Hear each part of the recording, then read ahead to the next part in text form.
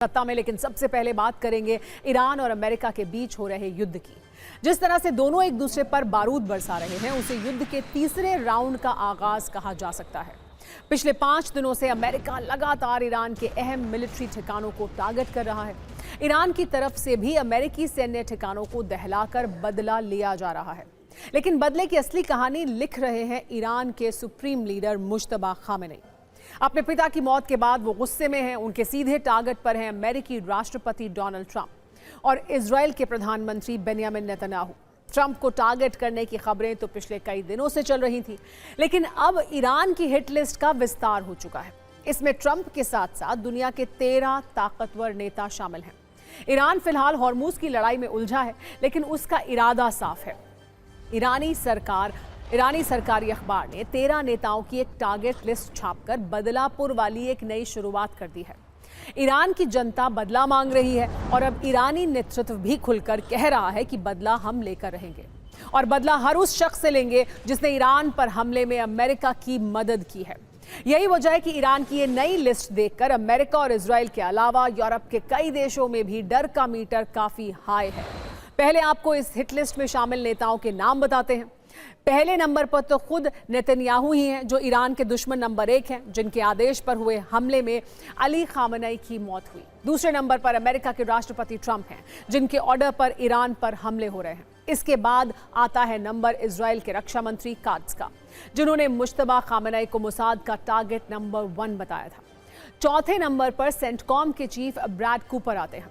Iran पर हमले की जिम्मेदारी इसी सेंटकॉम की है। अगला टारगेट है अमेरिका के रक्षा मंत्री पीट हेग्सेथ। इसके अलावा अमेरिका के विदेश मंत्री मार्को रूबियो और अमेरिकी राजदूत माइक हकाबी भी ईरान की लिस्ट में शामिल हैं। टारगेट नंबर 8 है इजराइल के सेना प्रमुख एयाल जमीर। इसके बाद के नाम हैरान करने वाले हैं, क्योंकि ईरान का टारगेट नंबर 9 है इटली की पीएम जॉर्जिया मेलोनी। इसके अलावा टारगेट नंबर 10 है इजराइल के विदेश मंत्री गिडियन सार। इस लिस्ट में जर्मनी के चांसलर फ्रेडरिक मर्च का नाम भी है। 12वें नंबर पर फ्रांस के राष्ट्रपति इमैनुअल मैक्रोन हैं और टारगेट नंबर 13 ब्रिटेन के पीएम कीर स्टारमर हैं। इस हिट लिस्ट में सभी को कैदियों जैसी ऑरेंज कलर की ड्रेस में दिखाया गया है। सबके चेहरे पर गन साइट क्रॉस हेयर है। इसका मतलब है कि बंदूक का टारगेट लॉक है। ईरानी अखबार में छपी इस तस्वीर के साथ लिखा है, मौत अचानक आएगी। यह हिट लिस्ट जारी होने के पहले से ही ऐसी धमकियां लॉन्च हो रही थी। सुप्रीम लीडर मुश्तबा खामेनी भी कह चुके हैं कि पूरा ईरान ये चाहता है कि दुश्मनों से बदला लिया जाए, इसलिए लोगों की इस इच्छा को प्राथमिकता से पूरा किया जाएगा। मुश्तबा के सलाहकार रजाई ने भी कहा है कि अली खामेनी की मौत के जिम्मेदारों को किसी भी हाल में नहीं छोड़ेंगे। कहा जा रहा है कि ईरान का ये ऑपरेशन वैसे ही हो सकता है जैसे मोसाद ने हमास चीफ हानिया को मारा, जैसे कासिम सुलेमानी को अमेरिका ने मारा। आशंका ये जताई जा रही है कि ईरान इसके लिए ड्रग तस्करों और लोकल गैंग्स की मदद ले सकता है, या फिर यूरोप और अमेरिका में मौजूद स्लीपर सेल की मदद से लोन वुल्फ अटैक हो सकता है। सुइसाइड बॉम्बर या आईईडी ब्लास्ट का रिस्क भी है। इसके अलावा ड्रोन और मिसाइल अटैक का भी खतरा है। अब तक सिर्फ ट्रंप और नेतन्याहू की सुरक्षा को लेकर ही अलर्ट था, लेकिन अब यूरोप के कई नेताओं के लिए ईरान ने खतरे का अलार्म ऑन कर दिया है। ईरान की ये हिट लिस्ट ऐसे वक्त में सामने आई है जब अरब में एक बार फिर महायुद्ध वाला संकट है। अमेरिका और ईरान के बीच ही हो रही बारूदी झड़प अब एक डायरेक्ट वॉर में तब्दील हो चुकी है। इस वीकेंड अमेरिका की तरफ से कई हवाई हमले किए गए, यानी पिछले महीने साइन हुआ शांति समझौता अब रद्दी का टुकड़ा बन चुका है। 60 दिनों की बातचीत के बाद फाइनल शांति का वादा अब समंदर में डूब चुका है। पिछले 24 घंटे में अमेरिका ने केशम द्वीप, बंदर अब्बास, जास्क, सिरिक और तेहरान में 140 हमले किए, जिसमें air defence system, drone centre, missile launch pad, navy command centres और हथियार भंडार को टारगेट किया गया। अमेरिका के इन हमलों के बाद ईरान के सब्र का बांध टूट चुका है। ईरान ने एक साथ 5 अमेरिकी बेस को टारगेट किया। ईरानी स्टेट मीडिया के मुताबिक इन हमलों में अमेरिकी सैन्य ठिकानों को बड़ा नुकसान पहुंचा है। ईरान के ड्रोन्स ने एक बार फिर अमेरिकी ठिकानों की सुरक्षा दीवार भेद दी है।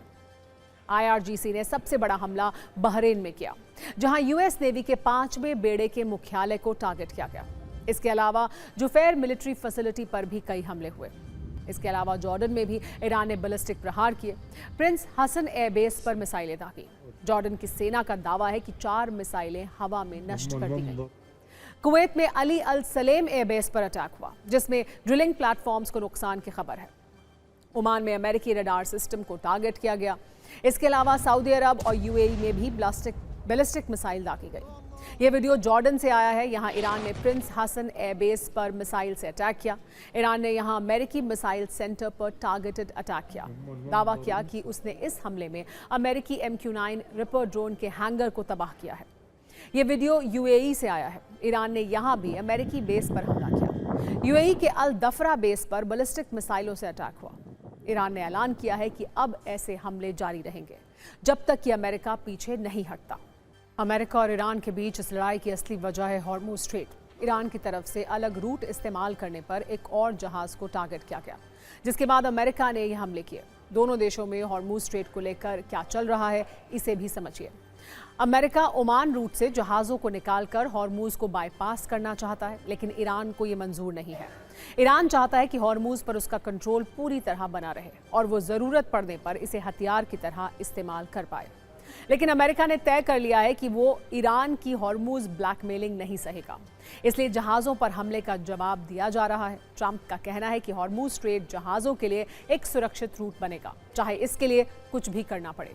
इसलिए अमेरिकी सेना का पूरा फोकस हॉर्मुज स्ट्रेट पर है। पिछले 5 दिनों से हॉर्मुज के आसपास तटीय इलाकों पर ही हमले हो रहे हैं।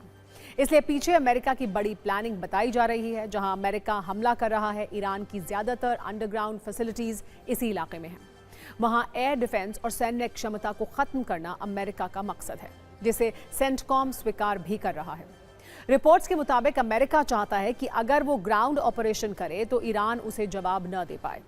ऐसे में युद्ध के अगले चरण में ट्रंप हॉर्मुज और खर्ग पर कब्जा करने का आदेश दे सकते हैं, लेकिन ये सब इतना आसान नहीं होने वाला है। ईरान के साथ रूस और चीन जैसे देश खड़े हैं। रूस को लेकर आज ऐसी खबर आई है जिससे ट्रंप की चिंता बढ़ा दी है। खबर है कि रूस ने अपना बेहद सुरक्षित Tu-214PU एयरबोर्न कमांड विमान तेहरान भेजा है। दुनिया भर में उड़ रहे विमानों की रियल टाइम लोकेशन दिखाने वाली वेबसाइट फ्लाइट रडार 24 ने यह दावा किया है। तेहरान पहुंचा ये कोई सामान्य VIP प्लेन नहीं है। इसे रूस का डूम्सडे प्लेन कहा जाता है। इसमें सुरक्षित और इनक्रिप्टेड कम्युनिकेशन सिस्टम है। इसके अलावा कमांड एंड कंट्रोल सिस्टम और स्पेशल डेटा लिंक है। इसकी मदद से संकट की स्थिति में टॉप लीडर्स उड़ान के दौरान सेना और सरकार का संचालन कर सकते हैं। किसी बड़े हमले या इमरजेंसी में नेताओं को निकालने के लिए भी इसका इस्तेमाल होता है। सत्ता में अगली खबर ट्रंप के करीबी अमेरिकी सेनेटर लिंडसे ग्राहम की मौत से जुड़ी है, जो ईरान का वजूद मिटा देने की बात करते थे। अब उनकी मौत को लेकर अलग अलग दावे किए जा रहे हैं। उनके स्टाफ ने कहा है कि निधन बीमारी से हुआ, लेकिन फिर भी साजिश वाले सवाल ट्रेंड कर रहे हैं। पहला शक ईरान पर जताया जा रहा है, क्योंकि लिंडसे ग्राहम ईरान की हिट लिस्ट में थे। वहीं पुतिन के करीबी दुगिन ने यह कहकर सनसनी फैला दी कि लिंडसे ग्राहम की हत्या मोसाद ने की है। अमेरिकी एक्टिविस्ट लॉरा लूमर समेत कुछ लोग रूस पर भी जहर देने का शक जता रहे हैं। लिंडसे ग्राहम की मौत से जहां ट्रंप दुखी हैं, वहीं ईरान के टीवी चैनल पर इसको लेकर बधाई दी गई। ईरान के मीडिया चैनल पर एंकर ने कहा कि ईरान विरोधी सेनेटर लिंडसे ग्राहम को जहन्नुम भेज दिया गया है। ईरान के विदेश मंत्रालय ने भी कहा कि लिंडसे ग्राहम की जिंदगी युद्ध और आतंक का समर्थन करने में बीती, इसलिए शोक बताने की कोई वजह नहीं है। लिंडसे ग्राहम ईरान और रूस के खिलाफ लगातार आक्रामक बयानबाजी करते रहे, इसलिए ईरान और रूस पर शक है। सेनेटर ग्राहम का निधन 11 जुलाई को अमेरिका में अपने घर पर हुआ, लेकिन इससे ठीक एक दिन पहले यानी 10 जुलाई को वो यूक्रेन की राजधानी कीव में आधिकारिक यात्रा पर थे। यूक्रेन के प्रेसिडेंट ज़ेलेंस्की से उनकी मुलाकात थी। वहां सब कुछ ठीक ही था, लेकिन जब वो घर लौटे तो अपने घर में मृत पाए गए। शक की सुई रूस की तरफ घूमी तो रूसी राष्ट्रपति पुतिन के करीबी अलेक्जेंडर दुगिन ने बिल्कुल अलग दावा किया। उन्होंने कहा लिंडसे ग्राहम की मौत के पीछे मोसाद है। मोसाद ने ग्राहम की मौत से ट्रंप को संदेश दिया है। इसे ट्रंप खुद के लिए इजराइल की चेतावनी समझें, क्योंकि ग्राहम की मौत के बाद अगला नंबर ट्रंप का है। यह सब इसलिए किया गया क्योंकि इजराइल ईरान से युद्ध जारी रखना चाहता है। अमेरिका में कई पत्रकार और एक्टिविस्ट भी लिंडसे ग्राहम को जहर दिए जाने की आशंकाएं व्यक्त कर रहे हैं। ट्रंप की करीबी पत्रकार लॉरा लूमर ने ईरान और रूस पर शक जताया। उनके अनुसार 5 दिन पहले IRGC ने सार्वजनिक रूप से सेनेटर लिंडसे ग्राहम की हत्या की कसम खाई थी। क्या उन्हें विदेश में या फिर अमेरिका लौटने पर किसी ने जहर दिया? उनकी मौत की जांच होनी चाहिए। लॉरा लूमर ईरान की जिस साजिश की तरफ इशारा कर रही हैं, उसका कनेक्शन 6 जुलाई को तेहरान में हुई एक रैली से है, जिसमें ट्रंप के साथ साथ खुद पत्रकार लूमर और सेनेटर लिंडसे ग्राहम के पोस्टर भीड़ में लहराए गए। इसमें सभी के चेहरे पर वही गन साइट क्रॉस हेयर दिखाया गया था। अब खबर यह है कि अमेरिकी सुरक्षा एजेंसियां हर संभावित आशंका को लेकर जांच कर रही हैं। मुश्तबा के बदलापुर से जहां ट्रंप तनाव में हैं, तो तनाव मुनीर और शहबाज शरीफ का भी बढ़ा हुआ है, और इसकी एक नहीं बल्कि 2 वजहें हैं। आसिम मुनीर की पहली टेंशन का नाम है मौलाना फजलुर रहमान उर्फ मौलाना डीजल, जिन्होंने एक बार फिर पाकिस्तान के फील्ड मार्शल मुनीर को ओपन चैलेंज किया है। जमीयत उलेमाए इस्लाम फजल के प्रमुख और पाकिस्तान के प्रभावशाली धार्मिक नेताओं में शामिल फजलुर रहमान वैसे पाकिस्तान में सत्ता का हेडक्वार्टर बदलना चाहते हैं और खुलेआम मुनीर को चुनौती दे रहे हैं। वो देखिए तो दूसरी टेंशन पाकिस्तान के अवैध कब्जे वाले कश्मीर में मौजूद वो टाइमर बॉम्ब है, जिसमें 15 जुलाई का वक्त फिट है, जिसे देखकर शहबाज के माथे पर पसीना आ रहा होगा। सबसे पहले मौलाना डीजल की बात आइए करते हैं, जिन्होंने पंजाब के कसूर में रैली को संबोधित किया और कुछ ऐसा कह दिया जिसकी चर्चा न सिर्फ पाकिस्तान में हो रही है बल्कि आसिम मुनीर पर भी सवाल उठने लगे हैं। मौलाना फजलुर रहमान ने धमकी भरे लहजे में मुनीर को ओपन चैलेंज किया है। मौलाना ने कहा कि मुनीर और उनकी सेना संवैधानिक सीमाओं के अंदर रहे, और अगर राजनीति में आने का और राजनीति में दखल देने का इतना ही शौक है तो मुनीर अपनी वर्दी उतारें और चुनाव लड़ें। इसके बाद मुनीर को समझ आ जाएगा कि पाकिस्तान में सेना की हैसियत क्या है। इसके अलावा मौलाना फजलुर रहमान ने मुनीर को शर्मिंदा करने वाला एक और सच बताया। मौलाना ने कहा कि बलूचिस्तान अब मुनीर के हाथ से निकल गया है। मौलाना डीजल और फजलुर रहमान की चेतावनी में संकेत हैं, वो अब पाकिस्तानी सत्ता का हेडक्वार्टर बदलना चाहते हैं, क्योंकि पाकिस्तान का इतिहास इस बात का गवाह है कि यहाँ सत्ता की असली चाबी संसद में नहीं बल्कि रावलपिंडी के GHQ यानी जनरल हेडक्वार्टर में होती है। पाकिस्तान के 75 वर्षों के इतिहास में लगभग आधा समय सेना ने सीधे शासन किया है और बाकी समय हाइब्रिड शासन के जरिए पर्दे के पीछे से रिमोट से सत्ता चलाई है। शहबाज भी इसी लिस्ट का हिस्सा हैं, जो कहने को पाकिस्तान के प्रधानमंत्री हैं लेकिन असल में मुनीर की कठपुतली हैं। इससे पहले अयूब खान से जियाउल हक और मुशर्रफ तक ऐसे कई चेहरे रहे हैं जिन्होंने साबित किया है कि पाकिस्तान में चुनी हुई सरकारें सिर्फ मुखौटा हैं। सेना ही अदृश्य सरकार के जैसे काम करती है और इस वक्त मुनीर ही असली सरकार है। लेकिन अब मुनीर के खिलाफ नेता के साथ साथ धार्मिक नेता भी आवाज उठाने लगे हैं। वैसे मुनीर की मुसीबतों का जाल सिर्फ इतना ही नहीं है। इस वक्त आसिम मुनीर और पाकिस्तान की सत्ता एक नहीं बल्कि कई फ्रंट पर बुरी तरह पिट रही है। मौलाना डीजल जैसे लोग उन्हें खुली चुनौती दे रहे हैं। आर्थिक कंगाली का करंट झेल रही पाकिस्तान की आवाम पहले से गुस्से में है। सिंधु संधि स्थगित होने के दर्द से भी पाकिस्तान का गला सूख रहा है, तो दूसरी ओर बगावत और युद्ध वाली आग भी है।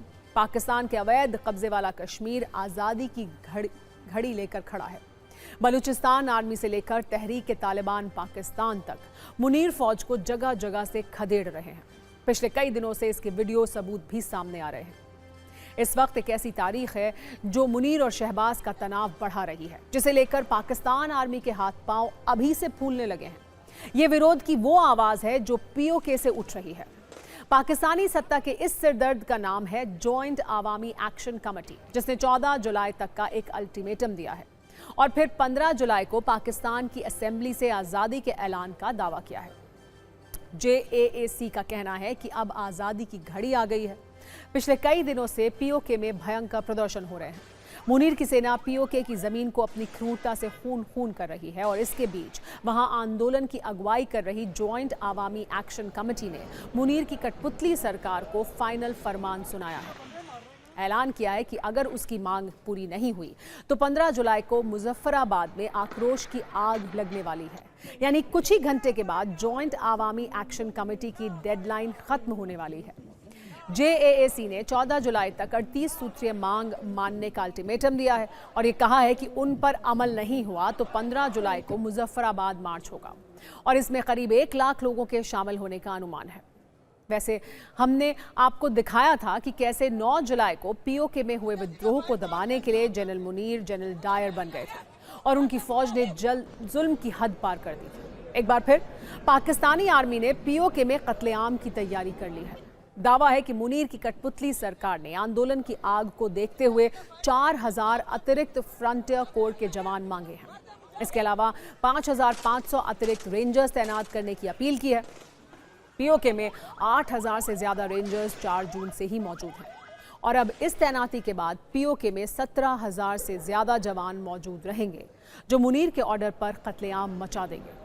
असल में पीओके में जेएएसी और सरकार के बीच विधानसभा की 12 आरक्षित सीटों को लेकर विवाद है, जिन पर 27 जुलाई को चुनाव है। ये सीटें उन शरणार्थियों के लिए आरक्षित हैं जो जम्मू कश्मीर से पाकिस्तान के अन्य हिस्सों में जाकर बसे थे। जेएएसी इन सीटों को खत्म करने की मांग कर रहा है। आरोप है कि पाकिस्तान की मुख्य राजनीतिक पार्टियां इन सीटों का इस्तेमाल मुजफ्फराबाद में अपनी मनपसंद कठपुतली सरकार बनाने में करती हैं। साथ ही इसका इस्तेमाल स्थानीय लोगों के राजनीतिक अधिकारों को कमजोर करने के लिए होता है।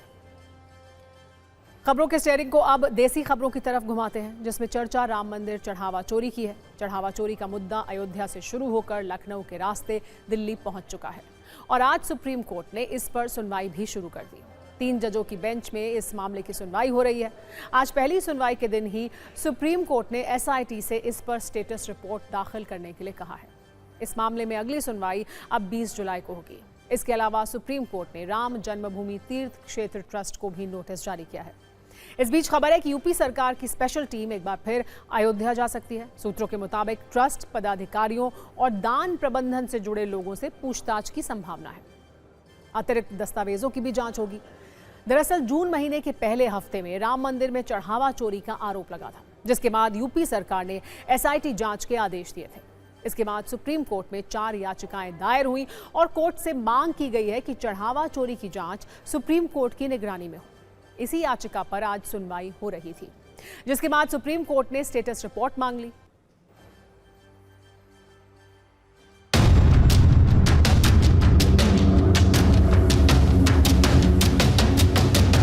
कोर्ट ने जो है इस पे स्टेट ऑफ यूपी को स्टेटस रिपोर्ट कॉल करने की बात की, स्टेटस रिपोर्ट मंगाया है और साथ ही साथ श्री राम जन्मभूमि ट्रस्ट को नोटिस इशू किया है। कोर्ट एसआईटी के द्वारा जो स्टेटस रिपोर्ट फाइल होगा स्टेट ऑफ यूपी की तरफ से, उसको देख करके जो फर्दर स्टेप क्या होगा उसको डिसाइड करेगा। हमने बहुत संक्षिप्त में यह मांग करी है कि इस पूरे प्रकरण में एक सीबीआई के नेतृत्व में जांच दल गठित किया जाए और वो जांच दल पूरे प्रकरण की यथाविधि जांच करे। हम इतनी सी हम मांग कर रहे हैं इसमें। People who are responsible for this story is now telling we are apologizing. What do you mean by this? Basically, this RSS Sangha Parivar is responsible for the theft of donation from Ram Temple. Government should put up an inquiry under the supervision of Supreme Court immediately. Those who are responsible for this theft should be put in jail. This is what our demand. माननीय न्यायालय का जो आदेश निर्देश होगा उसका हम सम्मान करेंगे, आदर करेंगे। सरकार की मंशा पर और सरकार की नीयत पर कोई सवाल नहीं खड़ा कर सकता।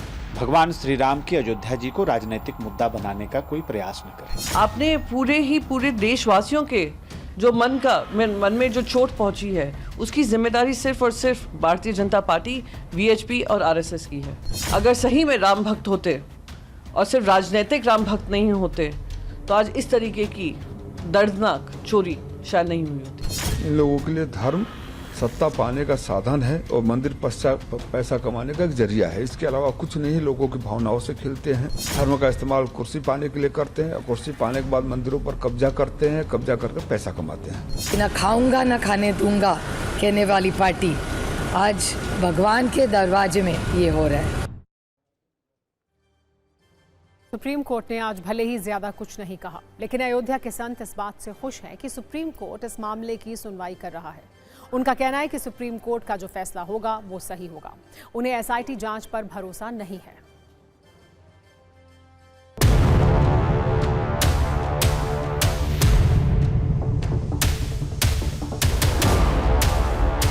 कानून के हिसाब से जो भी कर रहे हैं लोग, जजमेशन जो निर्णय आएगा उसको हम लोग को मान्य है। ये तो चल रहा तो चलिए रहा है, इसको तो कोई सुप्रीम कोर्ट में रोकने के लिए दिया नहीं है।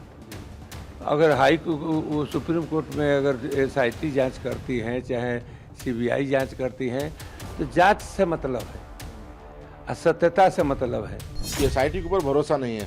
आज तक का रिकॉर्ड रहा है एसआईटी का कोई भी रिपोर्ट फाइनल नहीं आया है, तो इसलिए उस पर भरोसा लोगों को नहीं रहा। सुप्रीम कोर्ट का दरवाज़ा खटखटाया है।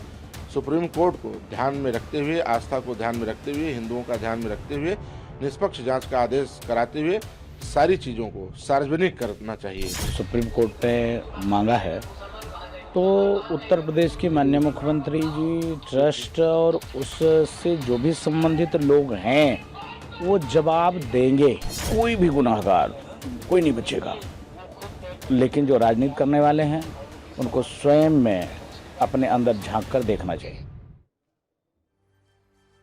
एक तरफ सुप्रीम कोर्ट में राम मंदिर चढ़ावा चोरी की चर्चा हुई, दूसरी तरफ एसआईटी ने अपनी जांच तेज कर दी है। आज इस मामले में संतोष दुबे ने एसआईटी को सबूत सौंपे। चढ़ावा चोरी के मामले में सबसे पहले जिन लोगों ने चोरी के आरोप लगाए थे उनमें संतोष दुबे भी शामिल थे, इसलिए उनके आरोप, सबूत और बयान काफी महत्वपूर्ण हैं।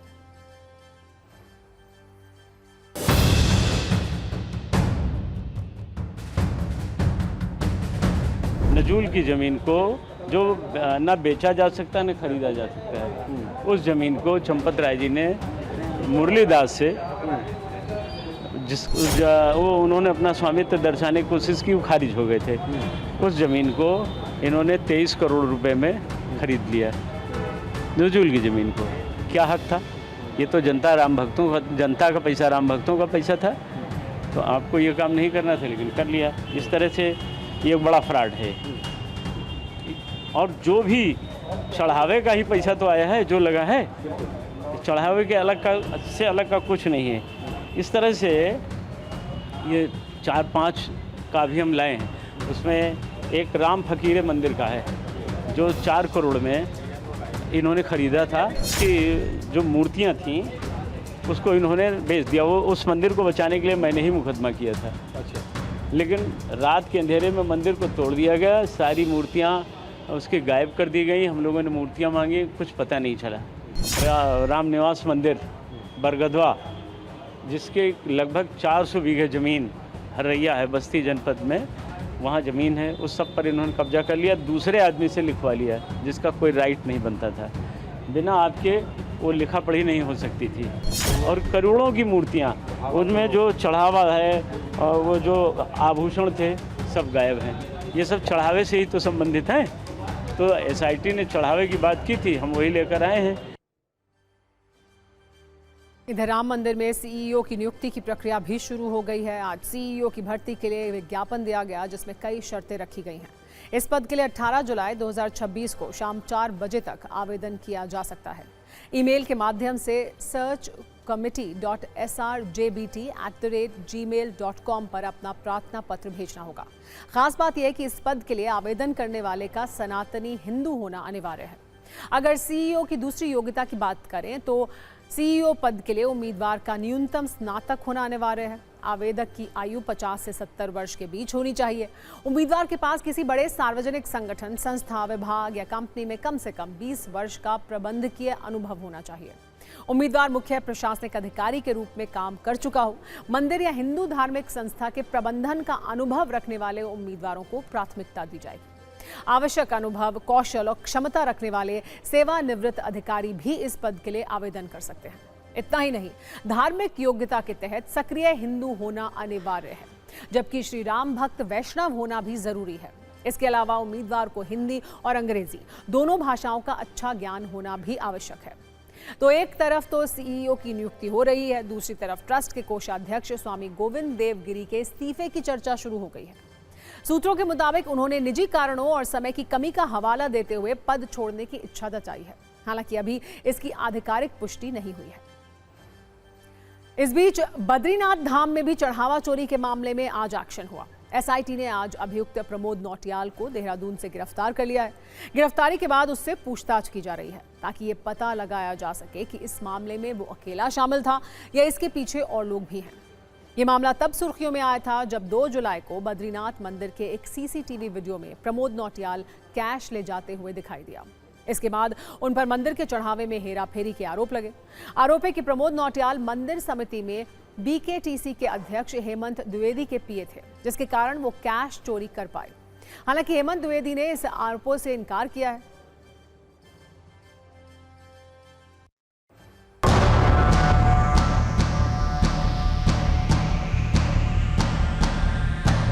अभियुक्तों को गिरफ्तार किया जा चुका है, कुछ उससे एविडेंस मिले हैं, बाकी अभी कोर्ट के समक्ष प्रस्तुत किया जाएगा। उस पर हमने पहले दिन ही कहा था कि उस पर कोई भी क्षमा योग्य बातें नहीं है, उस पर जितनी सख्त से सख्त कार्रवाई होनी चाहिए वो सब होगी, कानून अपना काम करेगा।